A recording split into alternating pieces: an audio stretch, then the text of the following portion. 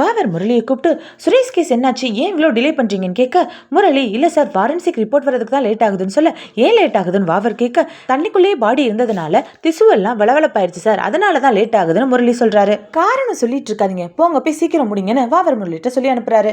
எப்படியோ இவ்வளோ நாளுக்கு அப்புறமா வெற்றிகரமா சுரேஷ் கேஸை ஓபன் பண்ணிட்டாங்க.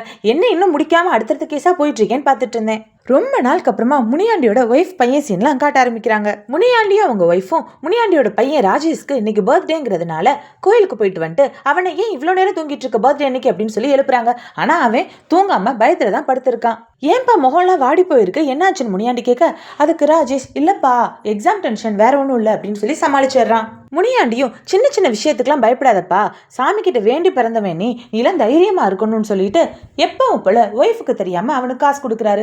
ராஜேஷ் இப்படி கெட்டு போறதுக்கு காரணமே முனியாண்டி இப்படி அவனுக்கு பணம் கொடுத்துட்டே இருக்கிறது தான். இப்படி முனியாண்டி அவரோட பையன் கூட பேசிட்டு இருக்கப்போ முரளி கரெக்டா முனியாண்டி கால் பண்ணி, சார் நீங்க தான் ஜிஹெச் போலீஸ்னு சொன்னாங்க, சுரேஷோட போஸ்ட்மார்ட்டம் ரிப்போர்ட் மட்டும் வாங்கணும் சார் முரளி சொல்ல, ஆமாப்பா அந்த சுரேஷ் கேஸ் வேற எழுத்துட்டே போதில்ல, சரி நான் ரிப்போர்ட் வாங்கிறேன்னு முனியாண்டி சொல்லிடுறாரு. முனியாண்டியோட பையன் ராஜேஷ் அவனோட ஃப்ரெண்ட்ஸ் கேங் கிட்ட போய், டேய் சுரேஷோட போஸ்ட்மார்ட்டம் ரிப்போர்ட் வாங்க போறாங்களாண்டா, அடுத்த நாள் டிரான்ஸ்ஃபர் ஆகி போனதுக்கு அப்புறம் இந்த கேஸ் அப்படியே நின்றோன்னு நினைச்சேன், ஆனா இப்ப மறுபடியும் இவ்வளோ நாளுக்கு அப்புறம் ஸ்டார்ட் பண்ணிருக்காங்கடா, இப்ப என்ன பண்றதுனே தெரியலன்னு அவன் ரொம்ப பயப்பட அவனோட ஃப்ரெண்ட்ஸ் அந்த போஸ்ட்மார்ட்டம் ரிப்போர்ட்டை நம்ம திருடிடலாம்னு சொல்றாங்க.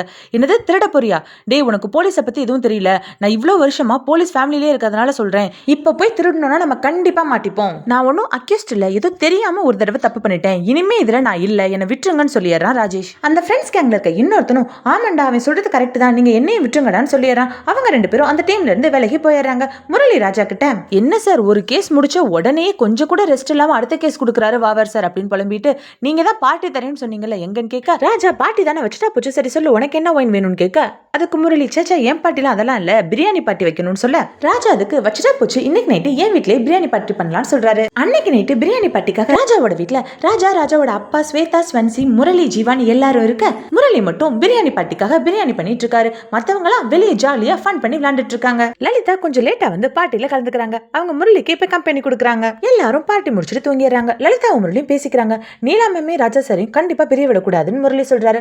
அதுக்கு லலிதா, எப்படி முடியும், நீலா மேம் கண்டிப்பா டிவோர்ஸ் வாங்கி தீர்வேன்ல இருக்காங்கன்னு சொல்ல, அதுக்கு முரளி அதெல்லாம் பாத்துக்கலாம், அதான் சத்யா இருக்கால, நீ நீலா மேம் கிட்ட ஒரு 10 to 15 days மட்டும் டைம் வாங்குன்னு சொல்றாரு. அடுத்த நாள் நீலா லலிதாவோட ஆபீஸ்க்கு போக, லலிதா நீலா கிட்ட, உங்க ஹஸ்பண்ட் மியூச்சுவல் டிவோர்ஸ் கொடுத்துருவாரா, அவர் மியூச்சுவல் டிவோர்ஸ் கொடுக்கலன்னா நமக்கு தான் டைம் வேஸ்ட் ஆகும், நீங்க ஒண்ணு பண்ணுங்க, யார் மூலியமாவது அவருக்கு மியூச்சுவல் டிவோர்ஸ் ஓகேவான்னு கேளுங்க, ஒரு 10 days கூட டைம் எடுத்துக்கோங்கன்னு சொல்றாங்க. நீலாவும் சரி ஓகே நான் பாக்குறேன்னு சொல்லிடுறாங்க. முத நாள் நைட்டு பார்ட்டி பண்ணிட்டு இருந்ததுனால அடுத்த நாள் காலையில ராஜா முரளி ஜீவா 3 பேரும் ஸ்டேஷனுக்கு லேட்டா போறாங்க.